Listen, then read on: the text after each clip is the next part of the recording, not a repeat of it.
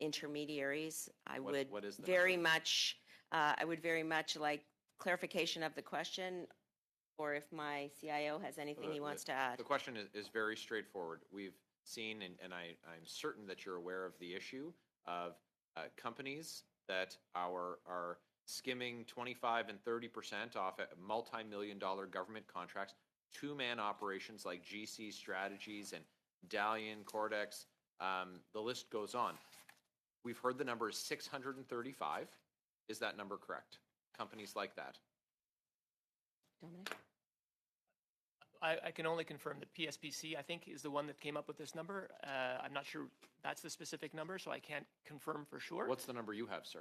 I don't have a number specifically on that, Minister, but I do know that the OCG is doing a horizontal audit, which I think both ministers announced yesterday, looking into the issue, as well as PSPC. So you don't know, Minister, is the answer. I announced a horizontal audit yesterday, so I will find out. The 3 companies identified for fraudulent billing yesterday, were they involved in ArriveCan? And that is being run out of PSPC. I do not believe, but I cannot confirm. And I know that I'm under oath here, so I'm sorry that I cannot confirm that. Do you know the names of the companies? I do not. How many more companies have been identified for fraudulent billing? That is you can not just leave information. your mic. They'll turn it on for you, Minister. That is not information that has come to me as president of the Treasury Board. So you don't know. So yesterday's announcement said that was the first wave. That $5 million of fraud was just the first wave. Point of order, Chair. Go ahead on your point of order, Ms. Khalid. I know that you've been very judicious in talking about relevance, but I do really question the relevance of this point of this line of questioning here, Chair.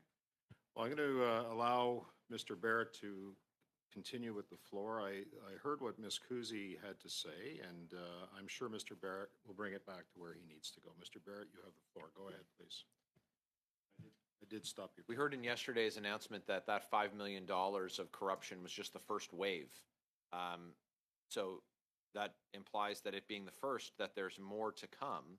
So how many more companies have been identified? I think it's important to note that we are taking this extremely seriously, referring cases to the RCMP whenever fraud is uncovered, and that is exactly what we will continue to do. And I, as Treasury Board President, do not have the jurisdiction over the referral of those cases. I introduced the horizontal audit that we will be undertaking, Minister, an update to the manager's guide and the conflict of interest directive. Of course I do. You failed to take any action until the Liberal government has failed to take any action until they're dragged kicking and screaming by Conservatives to take action, and that's evidenced in the Arrive scam scandal. Why Point of did order you? Again, Mr. Chair. Go ahead, Ms. Khalid. The topic of the day has to deal with the federal government's use of technological tools capable of extracting personal data from mobile devices and computers. I don't understand where Mr. Barrett is going. I know that you've allowed him some time to get to where he needs to go. I'd like to hurry him along there, Chair. And he still has some time, and he has the floor. So I'm going to go back to Mr. Barrett. I stopped your time for 2 minutes, and you're at 2 minutes and 2 seconds. Mr. Barrett, go ahead. I can only explain it to you. I can't understand it for you, Ms. Khalid. Ma'am. Sorry, I'm not sure what that means, Chair. Yeah, Ms. Khalid. No, but if Mr. Barrett, a member Mr. is Barrett going has to the speak floor. to me, then I would Mr. like to Barrett has the understand what he's floor. trying to say. Mr. Barrett has the floor. I'm going to allow him to continue, and I hope that we're not interrupted. Go ahead, Mr. Barrett.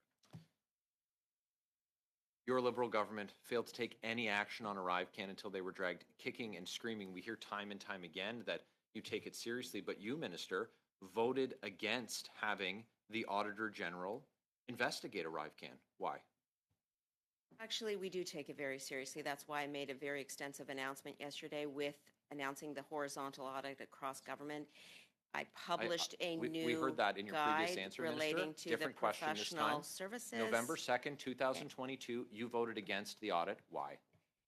Again, I take the issue extremely seriously. And But not seriously enough to have the Auditor General investigate. As soon as I read the Auditor General's report, that you voted against. got to work to make sure that Point of order, Chair. Mr. Barrett, I'm just going to ask that you allow the minister time to answer the question, if you Thank you, don't mind. Mr. Chair. Ms. Thank Dam- you, Chair. Ms. Yes, Damoff, and on your point. that Go was what, he's not allowing the minister to speak. If he's going to ask questions, it would be the polite thing to do to let her speak. And I think it's really rude of a member to call another member dumb in front of everyone. I think that was completely uncalled for earlier. The way he spoke to Mr. I didn't hear Cooley. that language being used, Ms. Damoff, so. It was pretty close, Chair. Well, it wasn't used in the context in which you said it. Mr. Barrett, you have a minute. Continue, please. Minister, you've demonstrated your your lack of seriousness on the issue by trying to shut down that Auditor General's report. And again, like I said, this is only when you're dragged kicking and screaming that you take action. Was there a privacy impact assessment done on the $60 million ArriveCan app? I want to clarify that I respect the office of the AG extremely seriously. I have read her report. It's a yes or no question. I take this issue seriously, Chair. and that's why I made the announcement that I did yesterday. So your defense, and again, you didn't answer the question. Your defense on the question of privacy impact assessments, and there having been no wrongdoing by your departments, is, well, there's been no investigations launched. Ma'am, there's over a dozen investigations that have been launched in your government's $60 million Arrive scam. Well, what does that tell you? If the absence of an investigation implies innocence, what do 12 investigations, what do you infer from that in the case of Arrive scam? Very quick answer, please. There was a PIA done on the